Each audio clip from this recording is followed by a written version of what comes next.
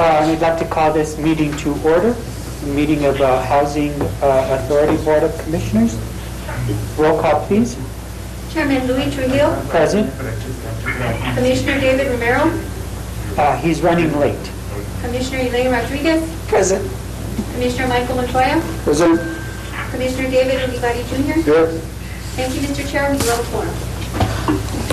Please stand for the Pledge of Allegiance. Pledge allegiance to the flag of the United States of America, to the republic for which it stands, one nation, under God, indivisible, with liberty and justice for all. I'd like to take a moment to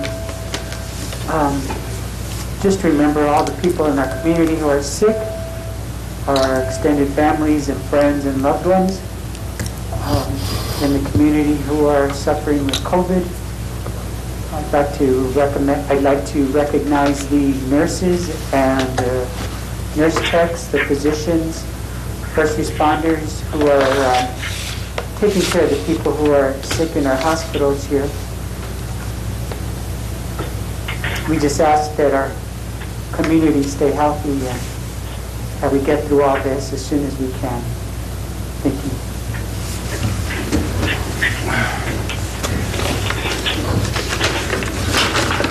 Approval of the agenda.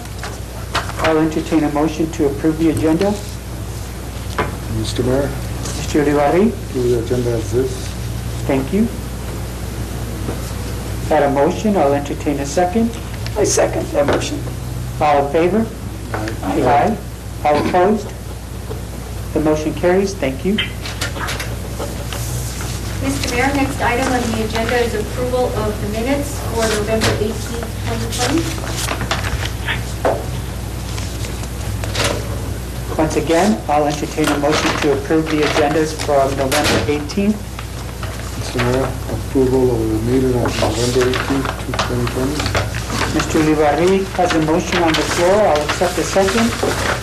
I'll second. Second by Dr. Rodriguez. All in favor? Aye. All opposed? The motion carries. Thank you, Cassandra. Public input? We have no public input at this time. Okay. Next is the presentations. We have our Housing Authority Finance Report. We have our Deputy Director, Natasha Martinez. Hi, Natasha. This is Louis. Go ahead. Thank you and welcome. Thank you, Mayor, Commissioners. Tonight in front of you have the finance report for the revenue and expenditures through November 30th, 2020. 5 out of our 12 months and almost halfway to the end of the year, or halfway through the year, has elapsed. With our revenues, we are a little bit ahead on our billing. If you look, we had budgeted year-to-date $233,333, and we've actually billed out $239,866. Also, for operating subsidy, we were a little bit, we budgeted higher than last year, but we were still a little bit modest when we did. So we budgeted at, for this year would be at 302,083 for year to date, and we've actually got subsidy accrued of 333,946. The transfers coming, our other income, like I've said in previous meetings, with the current pandemic, we're really not doing any sort of late fees or anything like that because of the notices that have been published. So our other income is really not coming out. We're not billing out for it. But for the transfers in from general funds, we've actually received $152,653. And we haven't transferred in from our CSP just yet. The $152,000 is for the repayment agreement and the previous repayment agreement. On the expenditure side, we are at $39,000 for year-to-date actual. We've spent $289,270 on employees. And then for operating expenses, we're at $241,700 79, 34% of the total budget. For operations, we don't have the total amount in there for the betterments and improvements that we do have getting transferred in. That amount does go into our operations line item, and it is used to get those other houses online. So it goes into our operating expenses, and we should be working on that 10-unit project shortly here. So as soon as we do that. One thing I do want to add in here at the end of my report is that I worked with the auditors last night. This previous weekend, I really want to commend the staff here in Las Vegas. The auditors gave us a list, and they had their files uploaded within hours of giving us this list. And so they had all of their files. It was uploaded. We worked with them this weekend all the way up until last night. And last that I had talked to them, we did get the audit submitted on time for the City of Las Vegas, which in turn is also for the Housing Authority, because we needed to make sure our financial data schedule and the trial balance in there was all correct. Okay. Questions? Natasha, is there anything you need to make the commission aware of that you any information that you presented here? From the presentation, no, but I will let them know that we were, I think with the transition of the different staff, I guess, in the finance department, it took a little bit longer to get the depreciation and the fixed assets and stuff completed. So the financial data schedule was submitted last night. Normally we would have submitted that by October. So that one was a little bit late, and HUD was aware. They did know that we were submitting it late as well. And just due to, there's new staff, Mr. Baqueras and Mr. Chavez, I think we're just new to the scheme of things. I know Ms. Vega had in the past had kind of her schedule down, and she knew that she had to get the stuff out for the housing in advance. But they were okay with it. It does affect our score a little bit, but being that we're consolidating with Northern Regional, I don't think that we're going to have an individual score this year. Got you. Thank you.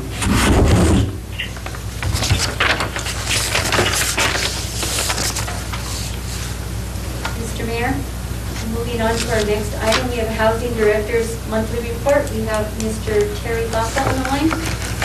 Welcome, Mr. Baca. Good afternoon, Mayor and Commissioners. I just wanted to commend Natasha and the rest of the staff for getting that done. I know it's a grueling task, and they did it right at the deadline. So I'm glad to see what happened. And she was correct. It won't affect the scoring. The scoring that's actually really affect this Northern score, and everything that will group into Northern will affect that score. So the score of Las Vegas doesn't really matter at this point. Well, as you can see in my report, I just wanted to kind of go over we did have a meeting last week with the finance department, the city manager, and several other people, and talked about some of the assets that need to be transferred over as far as vehicles. I did get copies of the bank statement, so that we can kind of flip over and see where we're at as far as our cash. Our current management team is continuing to work with families that has people as much as we can, and as far as empties, and continue to receive applications and trying to do it within a safe practice and social distancing, and also wear masks and that kind of thing. The main staff along the same thing. They're still they're doing work orders there. Right now, basically, we're handling emergency work orders, and what normally emergency work orders would be in the past would be no power, no heat, no water. Those are kind of considered emergencies. But if somebody's light is out in the kitchen, it's something like they have water, that's an emergency. So we're kind of reevaluating, and it's all a case by case basis. But we are using safe practices when we do a work order. Then once again, like I said, the liabilities, we did speak about those and did talk to the city finance department and did go over where those assets need to go, and along with that, we'll visit with HUD. Our HUD was, Julian Varela with HUD was on the line, and so he gave us some insight on that. We can dig into a little more and help them with that. All our documents, as far as we know, everything has been approved individually. That's been approved as far as that is told, but we have not received a letter yet. And at that point, when we do receive a letter, we'll go to the council, present to the public and after the files.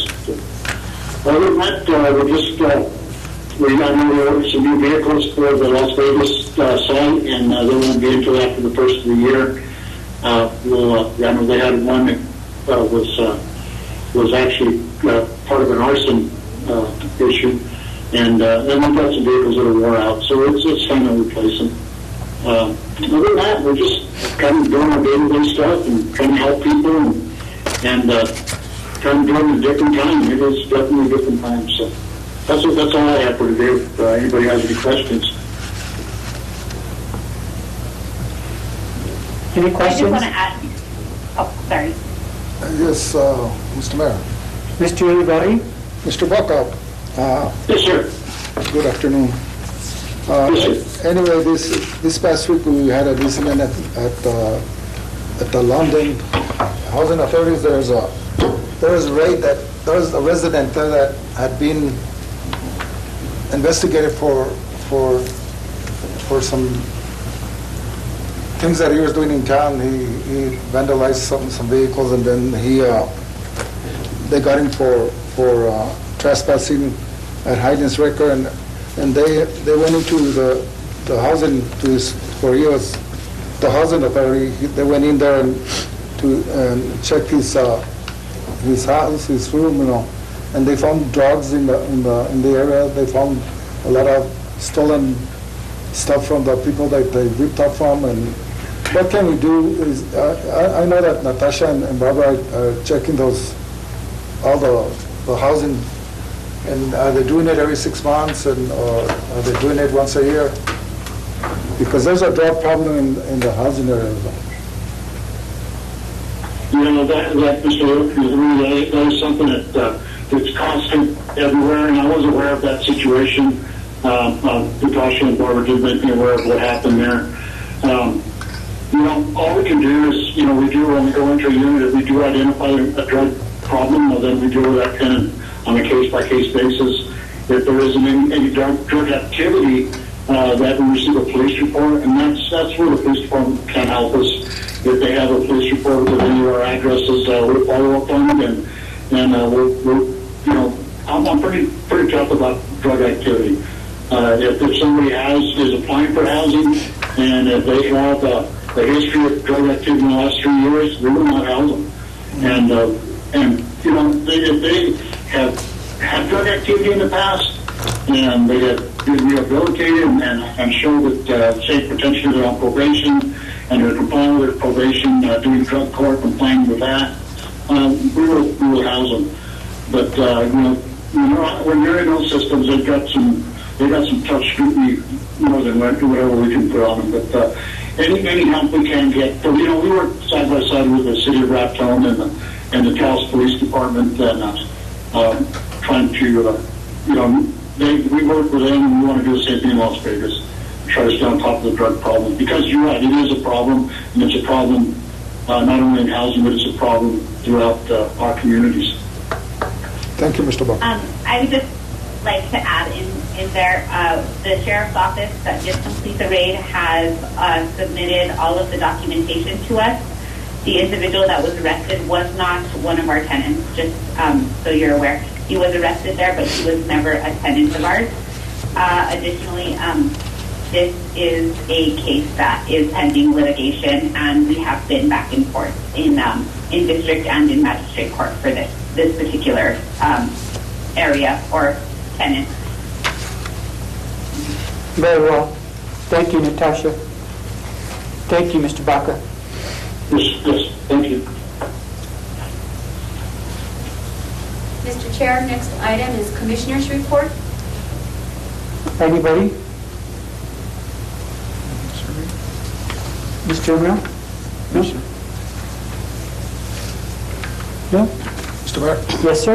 I just want to wish all your staff, Mr. Buffa and the staff in Las Vegas, for a good job they're doing, and have a Merry Christmas for the holidays. Keep safe. Thank you.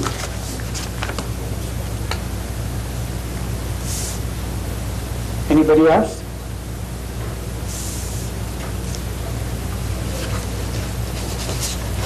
No? Go ahead. Mr. Chair, executive session, is there a need?